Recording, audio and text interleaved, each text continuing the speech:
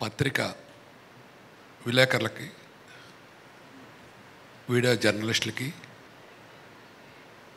ఇక్కడికి విచ్చేసిన నా కుటుంబ సభ్యులకి, కుటుంబ సభ్యులంటే పత్రికా విలేకరుల దగ్గర నుంచి ఛాంబర్ చైర్మన్ దిల్ రాజు గారితో సహా నాకు అందరూ సమానం. తర్వాత నేను ఈ సినిమా ఇండస్ట్రీకి వచ్చి దాదాపు 50 సంవత్సరాలు అయింది. ఎప్పుడు కూడా ఎవరిని మీ డేట్లు ఇవ్వండి, కాల్ షీట్లు ఇవ్వండి, నేను సినిమా తీస్తానని నాగేశ్వరరావు దగ్గర నుంచి, శోభన్ బాబు గారి దగ్గర నుంచి, కృష్ణరాజుని కూడా ఎప్పుడు అడగల. వాళ్ళు మా బ్యానర్లో మా కథలు వచ్చి సినిమాలు చేశారు. తర్వాత ఇప్పుడు మల్లినేని గోపీచంద్ గారు డైరెక్టర్ గారు చెప్తున్నారు, మీ కేఎస్ నాగేశ్వరరావు దగ్గర నేను శిష్యుడిని. ఆ కేఎస్ నాగేశ్వరరావుని కూడా ఫస్ట్ ఇంట్రడక్ట్ చేసింది నేనే, అది రిక్షారుద్రయ్య అనే సినిమాకి. అట్లానే ఈ బాబుని, విక్రాంత్ శ్రీనివాస్, ఈ బాబుని కూడా ఈ సినిమాతో ఇంట్రడ్యూస్ చేస్తున్నాం. ఈ బాబు కూడా ఒక మంచి మహావృక్షం కావాలని, ఈ సినిమాతో అవుతాడని కూడా నేను నమ్ముతున్నాను. ఎందుకంటే నేను ఈ సినిమా చూశాను. డైరెక్టర్ పార్ట్ అద్భుతంగా చాలా బాగా తీశాడు ఈ బాబు. అంచేత ఇతనికి కూడా చాలా చాలా మంచి భవిష్యత్తు ఉంటుంది. నేను ఆ అబ్బాయి పొగడటం కోసం చెప్పట్లేదు, ఆ అబ్బాయి చేసిన కృషికి చెప్తున్నాను. ఇక హీరో లక్ష్, అందరి తండ్రుల్లాగానే నాకు కూడా నా బిడ్డ బాగుండాలని ఉంటుంది. అంతకుమించి నాకు ప్రత్యేకంగా పెద్ద కోరికలు లేవు. ఎందుకంటే నేను బిడ్డల విషయాల్లో నాకు ఒక పాప, 2 బాబులు. వాళ్ళ ముగ్గురు విషయాల్లో నేను 100కు 100 మార్కులు సంపాదించుకున్నాను. వాళ్ళు ఇంక ఎంత పెద్ద హీరోలైనా ఏవైనా నా దగ్గర సపరేట్గా పెరిగేదేమీ లేదు. తండ్రిగా నేను వాళ్ళ గుణగణాలకి, మంచితనానికి నేను 100 మార్కులు సంపాదించుకున్నాను.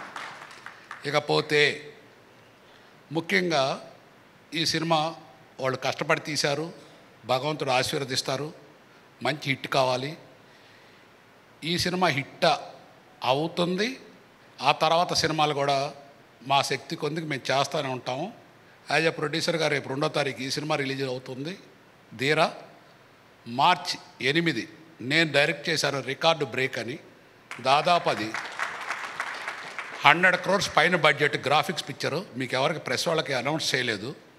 ఆ సినిమా నేను 5 సంవత్సరాల నుంచి తీస్తున్నాను నా టేస్ట్ ప్రకారం. అది పాన్ వరల్డ్ ఫిలిం. దాని గురించి కూడా ఈ వారంలోనే మన ప్రెస్ అందరినీ పిలిచి అవి చూపిస్తాను. తర్వాత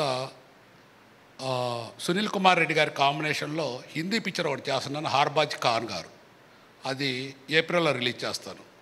అట్లానే కేఎస్ నాగేశ్వరరావు గారు తీసిన సినిమా ఒకటి నా కనురెప్పవు నువ్వేరా, అది కూడా రిలీజ్ చేస్తాను. ఇప్పుడు మా బ్యానర్లో యాజ్ ఇట్ ఈజ్గా 16 పిక్చర్ అండర్ ప్రొడక్షన్ షూటింగ్ ఉన్నాయి.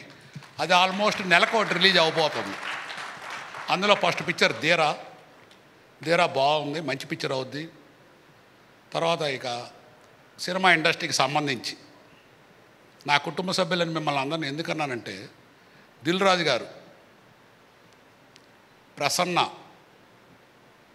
దాము గారు, వైవిఎస్ చౌదరి గారు, రామ సత్యనారాయణ, వీళ్ళందరూ సినీ ఇండస్ట్రీలో సినిమా ఇండస్ట్రీ సేవ చేయడానికి వివిధ పదవుల్లో ఉన్నారు.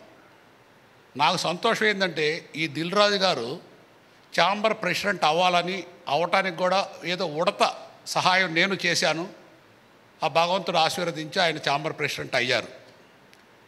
నాకు దాదాపు 20 సంవత్సరాల నుంచి చూస్తున్నాం సినిమా ఇండస్ట్రీ ఒక తాటి మీదకి తీసుకొద్దాం అని ప్రయత్నిస్తున్నాను. అందులో ప్రయత్నం భాగంగానే దిల్ రాజు గారు ఛాంబర్ ప్రెసిడెంట్ అయితే బాగుంటుందని, ఇంక్లూడింగ్ ప్రసన్న అపోజిషన్గా ఉన్నా కూడా నన్ను గౌరవించి, రామకృష్ణ సీడెడ్, వీళ్ళందరూ కూడా దిల్ రాజు గారు ఛాంబర్ ప్రెసిడెంట్గా అవడానికి ప్రయత్నించారు.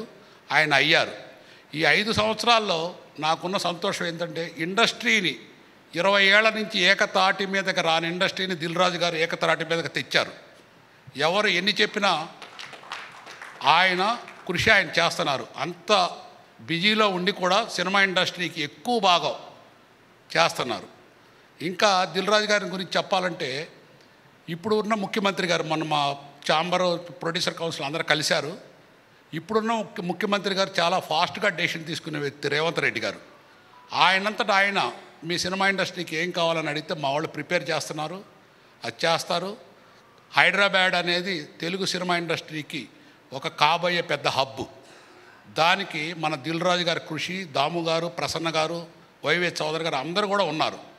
అంచేత రాను రాను మన తెలుగు సినిమా ఇండస్ట్రీ చాలా గొప్ప స్టేజ్కి వెళ్ళటానికి ఒక అవకాశం ఉంది ఇప్పుడు ప్రస్తుతానికి.